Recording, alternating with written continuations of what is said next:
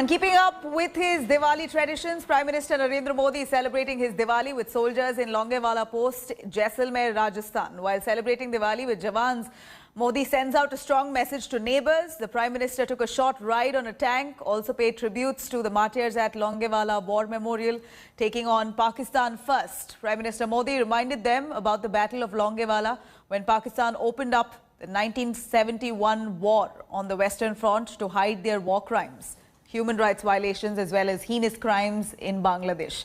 He also took to China, saying that the age of expansionism is now over. He further added that the entire world is troubled by expansionist agenda and India is leading the voice against it. Modi also warned neighbours, saying that India has a strong armed force which is capable of taking necessary actions when the need arises. Chief of Defence Staff General Bipin Rawat, Army Chief MM Naravane, IAF Chief RKS Bhadauria and DGBSF Rakesh Asthana accompanying the Prime Minister here. Modi's visit of visiting soldiers there at forward bases in every Diwali is being seen as quite a moral booster to armed forces. After coming to power in 2014, Prime Minister Modi has been visiting different forward areas like Rajouri, Gurez and Siachen. Pakistan की सेना बांग्लादेश के निर्दोष नागरिकों पर अत्याचार कर रही थी, जुल्म कर रही थी, नरसंहार कर रही थी। बहन बेटियों पर अमानवीय जुल्म हो रहे थे और पाकिस्तान की सेना के लोग कर रहे थे। इन हरकतों से पाकिस्तान का घृणित चेहरा उजागर हो रहा था, भयंकर रूप दुनिया के सामने पाकिस्तान का प्रकट हो रहा था। इन सब से दुनिया का ध्यान हटाने के लिए पाकिस्तान ने हमारे देश की पश्चिमी सीमाओं पर मोर्चा खोल दिया।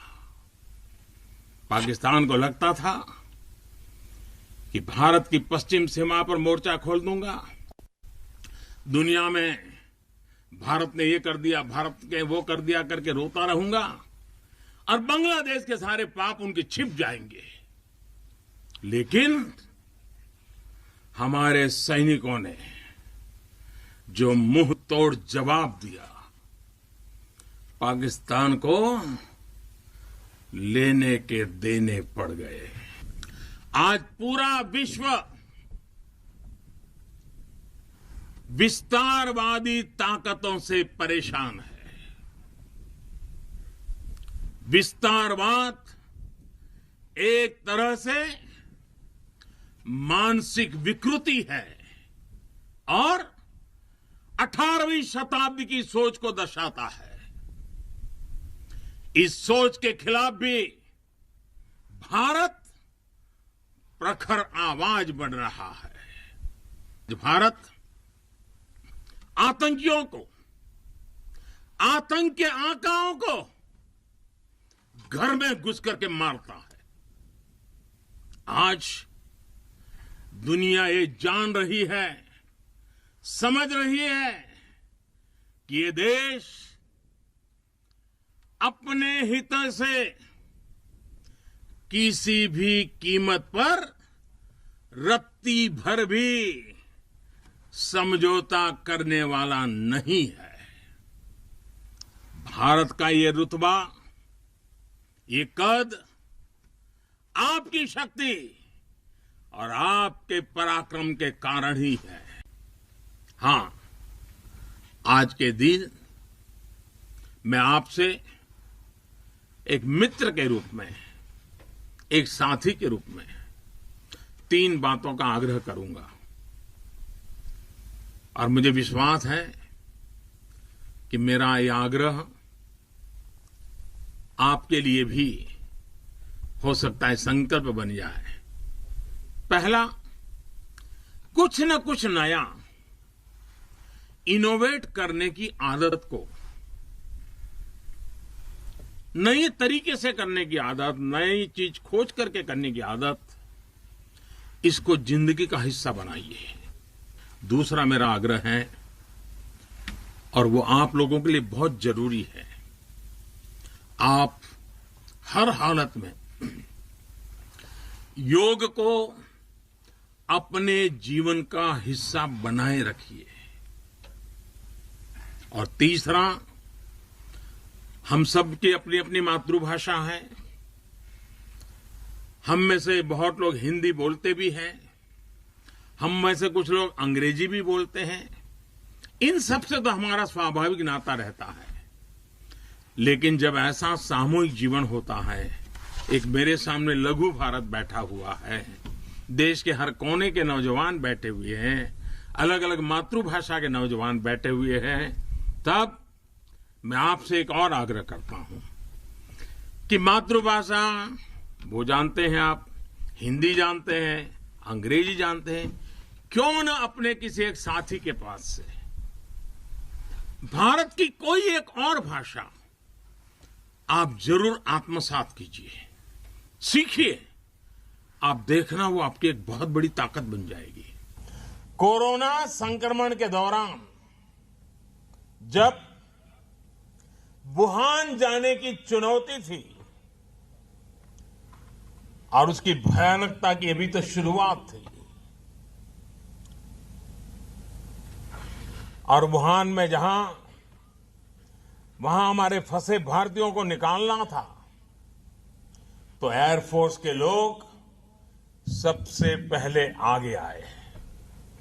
ऑपरेशन समुद्र सेतु के जरिए भी विदेशों जहां हजारों भारतीय